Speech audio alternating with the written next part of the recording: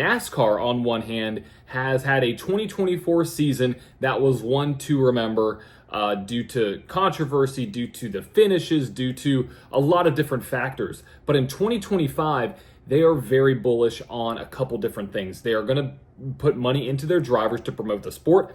They have expanded where they're going to race in 2025, going to Mexico City, so that shows growth there. And also, they just brought back an incredible sponsor, Red Bull. Red Bull is going to be on board with Shane Van Gisbergen and Connor Zillage in the NASCAR Cup Series in the 88 car and the 87 car. And if you're a supercar fan, you know that those are the exact same car numbers and the exact same sponsor that they have over there. And they're going to be racing with them for a combined 6 races this season.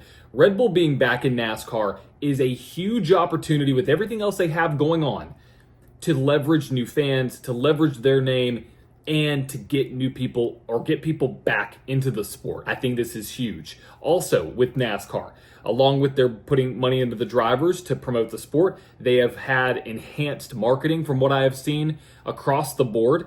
And also they are starting with Tubi for a dedicated NASCAR channel that is going to run 24/7 starting in about 6 days on the 29th, I believe.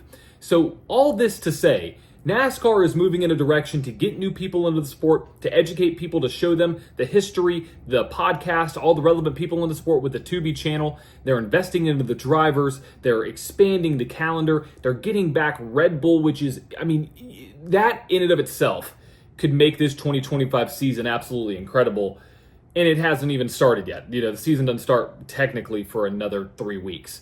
So you have all these moves going on. You have Elio Castroneves that's going to be attempting to run the Daytona 500. So there's another crossover between IndyCar and NASCAR. You have Kyle Larson that's going to run the Indy 500. So you have that crossover between NASCAR and IndyCar again.